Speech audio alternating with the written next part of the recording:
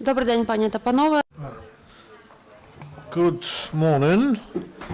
We start the briefing, and it's a traditional topic because we inform about the work of the first volunteer mobile hospital after Mykola Pirogov. And today I welcome Gennadiy Druzenko, the head of the supervising committee of the first volunteer hospital, who will inform me about the third mission and their work on the first line of defense, and Oleksandr Klymenko, who is an artist and icon artist. He will tell you about the project icons on the boxes for cartridges and shells. Even Ukrainian Media Center, Crisis Media Center, changed the location the same way with us. We come closer to the line of defense. But before I inform you about the results of the second mission and how about the third one, I will ask you to show a small video which was done during the hottest times in Debaltsevo.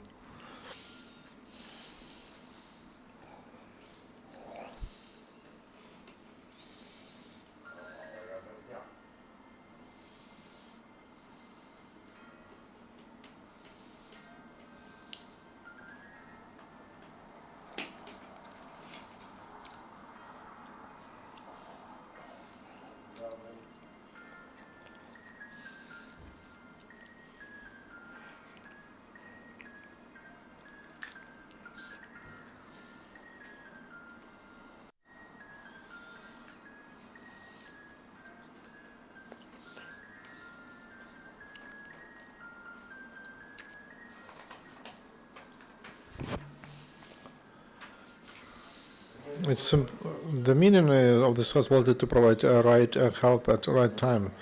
That's a point of tactical medicine. The way it is.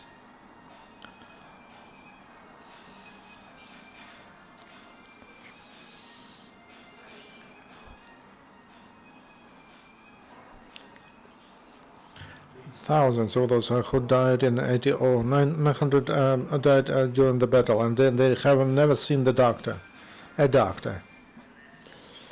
have not reached a doctor. It's not the final point of treatment. The task of mobile hospital, the mobile hospital, to save life, to prevent complications, and as soon as possible to evacuate as soon as possible to specialized medical institution.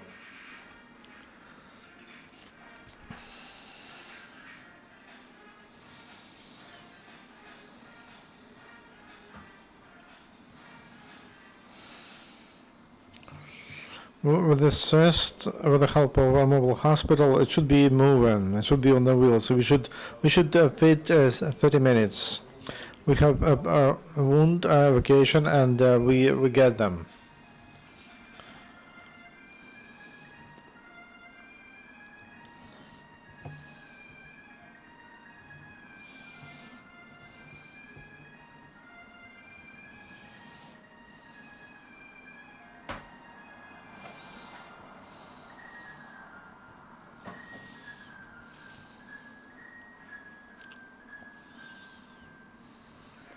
Thank you.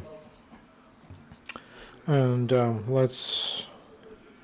so you saw a video. I would like to thank all those who allowed to use their materials, but a part of pictures you saw from the operation room in Debaltsevo in hospital. Those are unique pictures, and they show time from February 12th up to February 18 when they signed one more Minsk agreements, and they start a planned withdrawal or redislocation. Because thanks to surgeons, vascular surgeons of the first mobile hospital of Pirogov, they saved the limbs, and even that leg you saw on the picture with a huge fracture. That was the only team who were able to insert vascular and fix vascular fiber. So there were the most qualified Belovets and Rabovets, and they those two soldiers survived, and I'll send a letter to President Poroshenko to save those doctors, volunteers, and we'll see how our president of Ukraine will respond to that, because these people deserve awards from the state. So the second mission was in the most difficult times in Artemivsk, on the base of Artemivsk Central Hospital, from February 6 to February to March 6. During that time, as you see, all forces of mobile hospital of Mykola Pergo were used there, because they were doing evacuation, and also together with civilians, and also for military men, and our crews were taking kids who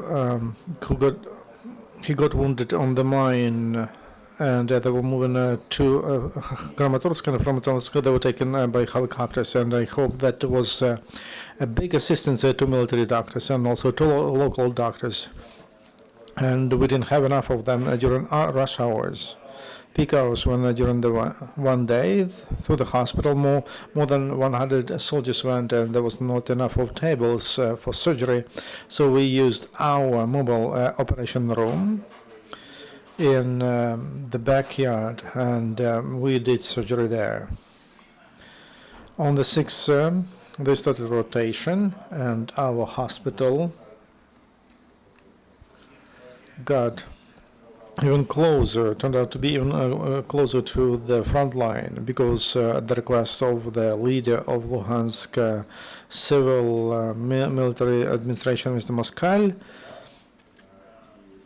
a part of the hospital on the rotation basis is placed in Popasna.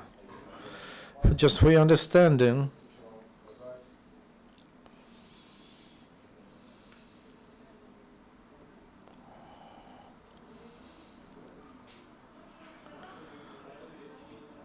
here's Popasna, and it is under control of it is less than 10 kilometers from separate control territories. On the base to the, and it's about 1 kilometer to the checkpoint between our checkpoint and separate checkpoint. Yes, Popasna. Popasna is a pre-front city with still with wounds from recent battles there. So this is the way some buildings look on the way to Artemivsk, and here it is what is left from a hospital, which and remnants are in the kindergarten. So in absolutely in the facility, which is not good for that, when the situation is critical in that city. So the main doctor, he was dismissed recently because he loves LNR, and she asked doctors to leave the hospital, and they left.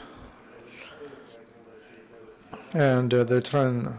Who's there? They're trying to provide at least elementary procedures in the kindergarten, which was provided for the needs of the hospital. The second hospital, which is much better equipped in the district, it's a railroads hospital, on the base of which a part of volunteers from the first volunteer hospital at Tupergo will work.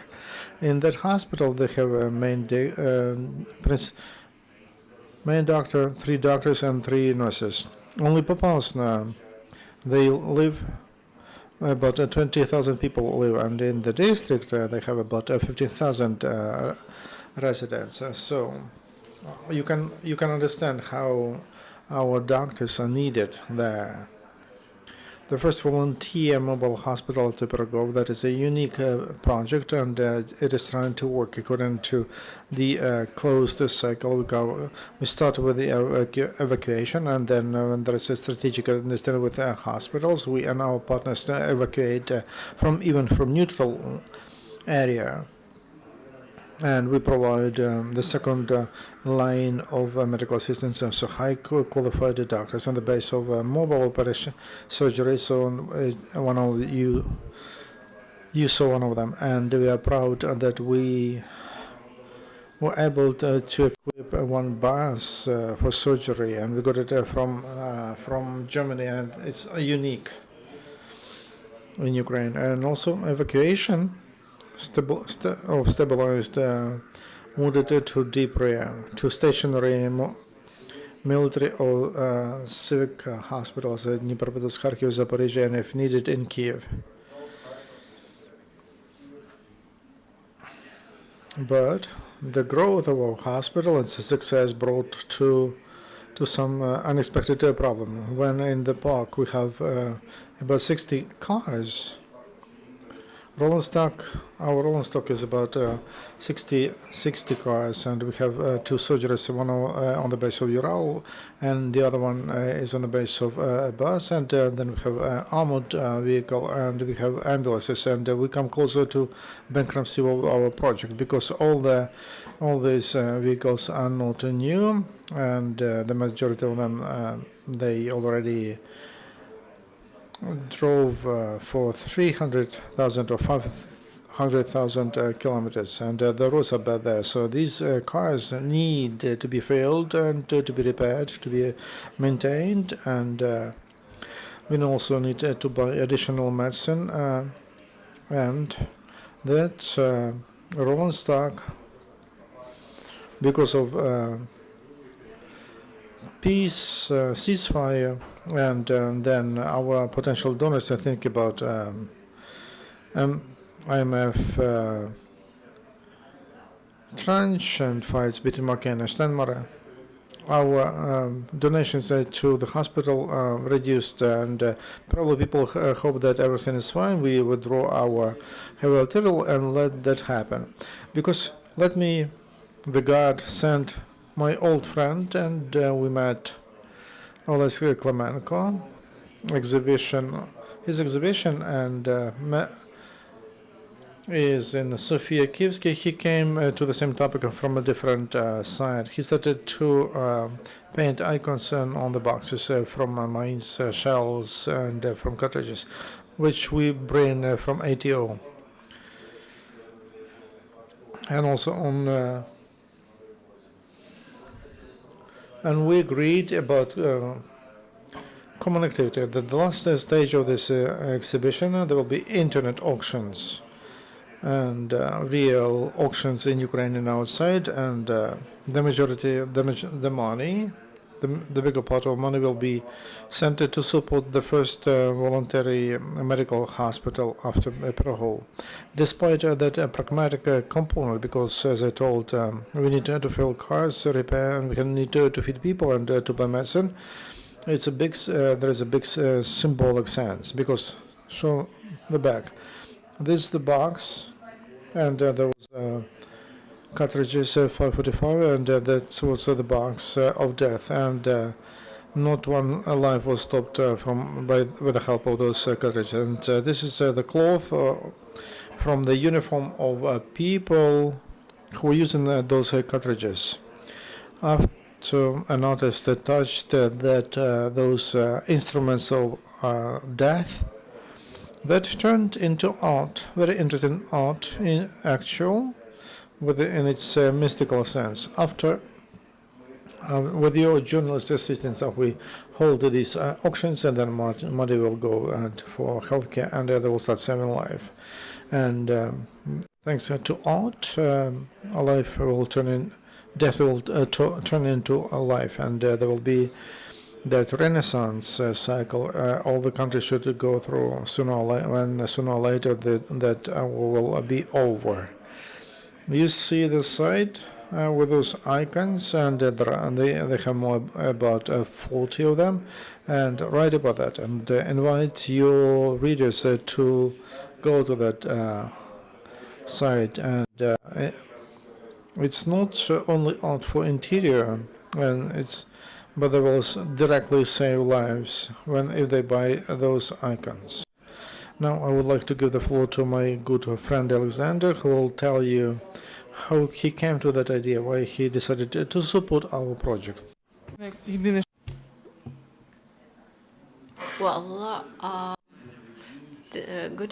good morning. Thank you for coming. How much time do I have?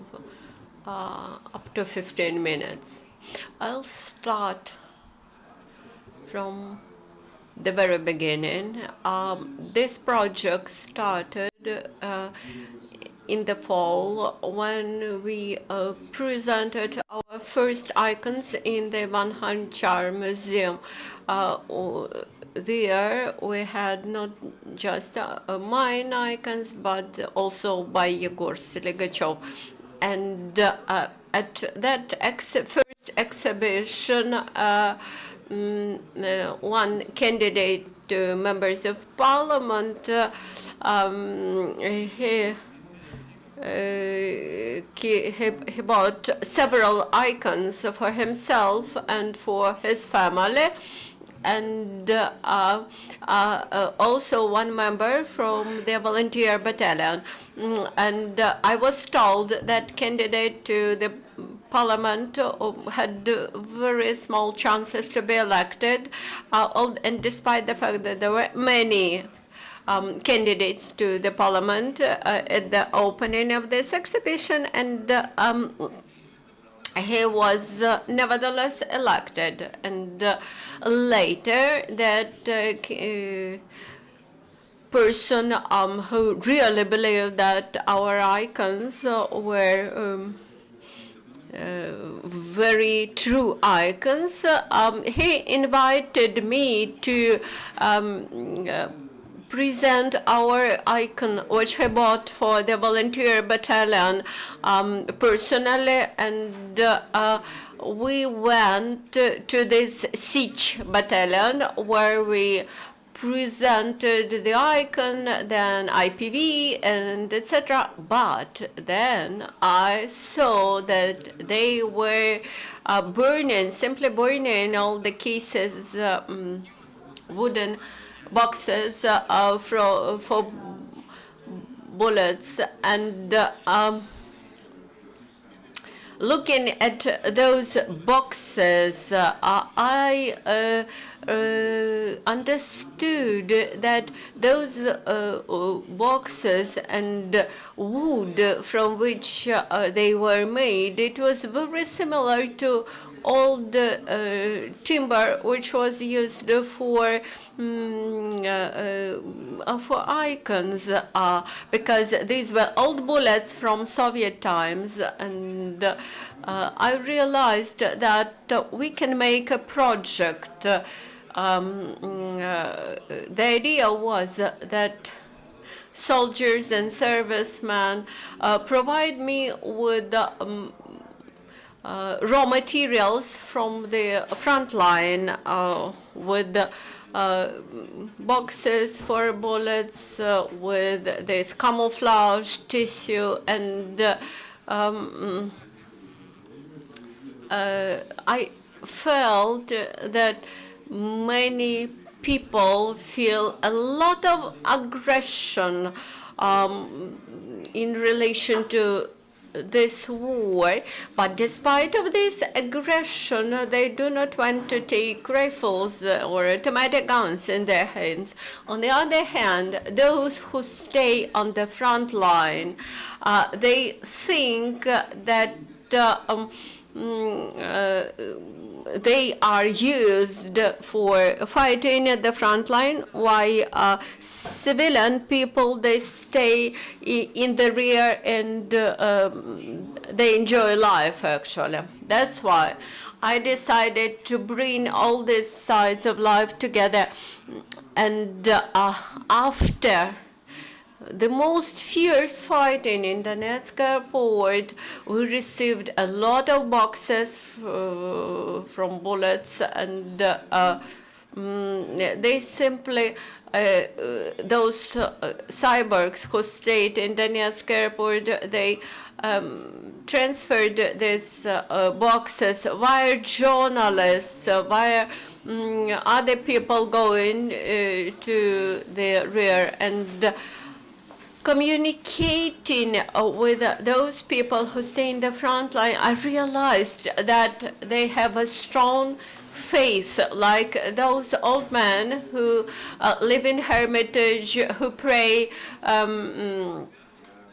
I do not wish to say that they are associated with some holiness, but nevertheless, they are truly faithful people. And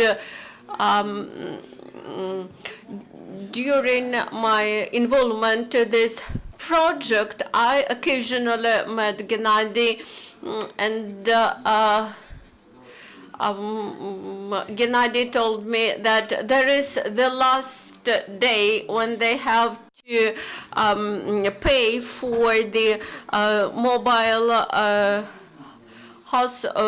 one part of mobile hospital, that surgery car, and on that very day, one of the monk called to me and mentioned that I have money to offer to the hospital, and when I saw that bag with money, I immediately imagined how Gennadiy and his team will be glad to have this money, because when people die at the front line without any Medicare, and this is a huge despair. I really know that there is a huge lack of immediate assistance at the front line. So I called to Gennadiy, and we took this money, this bag with money, and paid for expenses on this mobile surgery. And since that very time, I found that I have to paint icons and have to assist somehow to this hospital to saving lives to our servicemen. That is what Gennadiy says. The major idea of this to follow Jesus' idea. Jesus Christ means life, and we try to turn those objects which bring death and turn it into life, and that is where following here the New Testament's idea. Another idea which I wanted to point out is that those boxes from bullets, they are not needed on the front line. And this reminds me that quite often today we use something and then waste part of this product. Instead of doing this, we decided to process them, to use it for the second time. So this gave birth to our project. In St. Sofia now we have this project, this exhibition, and this is a much broader artistic event than the first one. We believe that the incoming Easter adds more sense to this project. My objective was not just to exhibit my work, but also to have some practical result, to do some charity, some real charity. And we started from minor things. We started from smaller scale.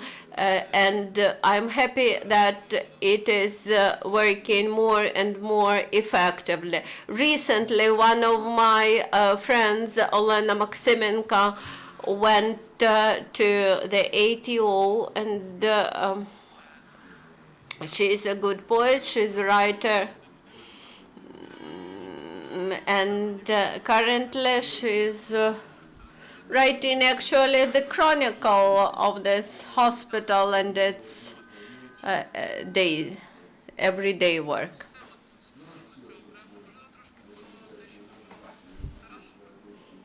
That is what we wanted to do with Taras.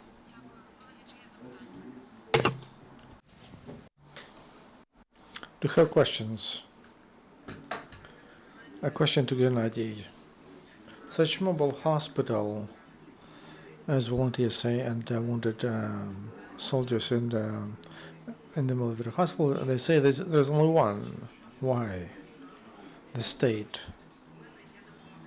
I help volunteers, and I have an impression that the state relaxed, and they decided that volunteers will do everything, how to make the government to work for the benefit not only of the army, not only to think not only to think about Steinmeier or Putin, but to think more about the wounded.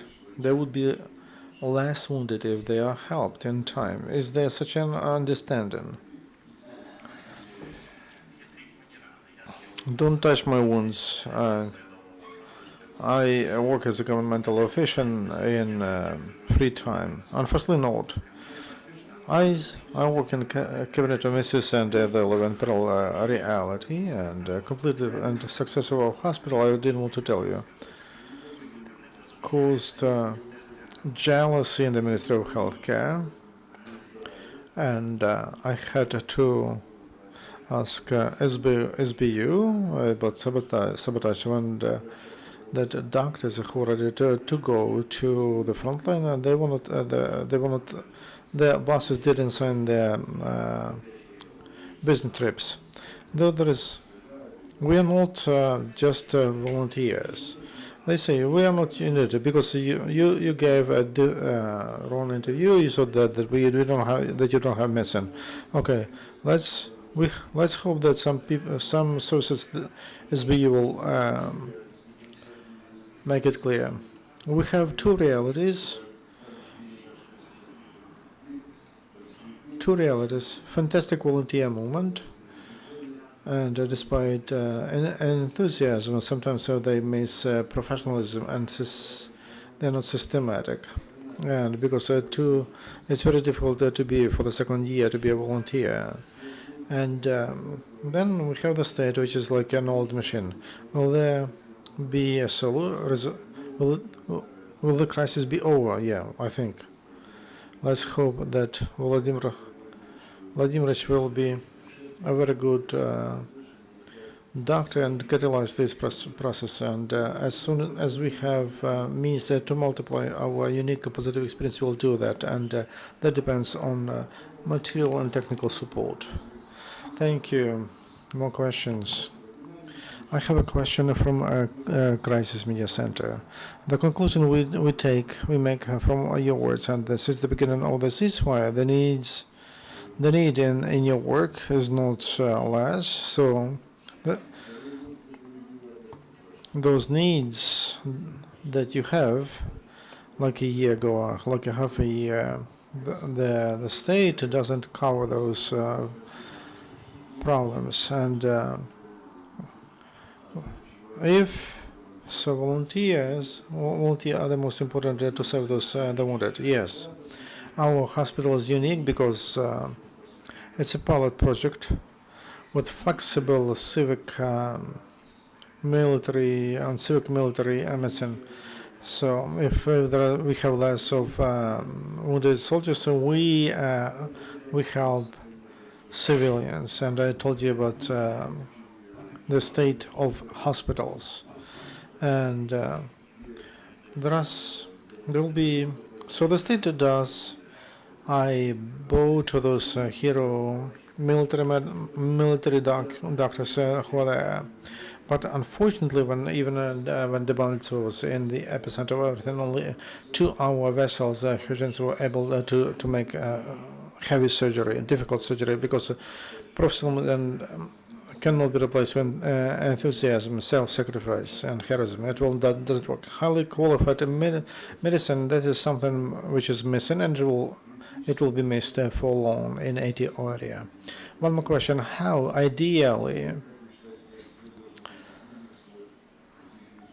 could you ideally cooperate with the state? Because for the second, it's very difficult to be volunteer for the second year. The volunteers get tired; they cannot replace those structures which are supposed to work in the state. How that synergy ideally should look like? Sharing experience or partnership, ideally, we need to get rid of the feeling, or we get rid of Soviet rudiments. Let's see, we have to look what is efficient, what is not. And start with the budget. Hire and pay for the work. This local medicine cannot handle, or military medicine cannot. And it's about, again, about supply